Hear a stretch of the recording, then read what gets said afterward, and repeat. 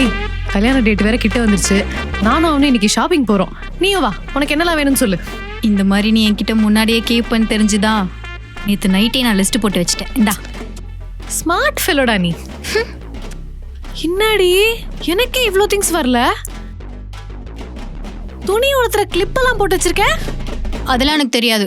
நான் உன் கல்யாணத்துக்கு வரணுமா வேண்டாமா? ஏய், நீ இல்லாம எப்படி? அதெல்லாம் வரணும். அப்போ இந்த லிஸ்ட்ல இருக்க ஐட்டம்லாம் இங்கே இருக்கணும். இல்லைன்னா உங்கள் கல்யாணம் நடக்கவே நடக்காது. அப்படியே நடந்தாலும் நீங்கள் 2 பேரும் நல்லாவே இருக்க மாட்டீங்க. என்னடி இப்படிலாம் பேசுற? எப்படி அவன் இவ்வளோ வாங்கிட்டு வருவான்? அதெல்லாம் அவன்கிட்ட சேவிங்ஸ் இருக்கும். பிரேக் பண்ணி வாங்கி தர சொல்லு. அவனும் பாவம்ல. அவனா பாவம்? நல்லா யோசிச்சு பாரு. நம்ம கல்யாணத்துக்கு எவ்வளோ செலவு பண்ணுறோம். இல்ல சரி செய்யட்டும். அதான் இன்னும் கல்யாணம் ஆகலல்ல. இப்ப சொன்னாதான் எல்லாத்துக்கும் தலையாட்டும்.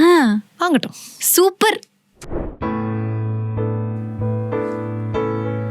கல்யாணம் வேற நெருங்கிட்டு இருக்கு. என்னதான் நம்ம பேசினாலும் ரியாலிட்டின்னு ஒன்று இருக்குல்ல.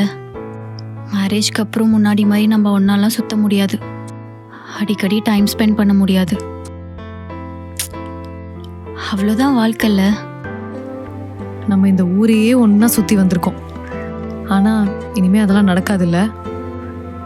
கூட இவன் வேற இருப்பான். நீ தான் தனியா இருப்ப. நீயும் சீக்கிரமா ஒரு கல்யாணம் பண்ணிக்கோடி. பரவாயில்ல விடு. இந்த லைஃப் எப்படி இருக்குன்னு பாக்குறேன். எப்படியும் கொஞ்ச நாள் போச்சுன்னா என் தொல்லை தாங்க முடியாம அவனே ஓடிட போறான். அப்ப நான் உன்கிட்ட தானே வர போறேன். எது? உனக்கும் கல்யாணம் ஆகும். உன் தொல்லை தாங்க முடியாம அவனும் ஓடிட போறான். Only we can handle each other.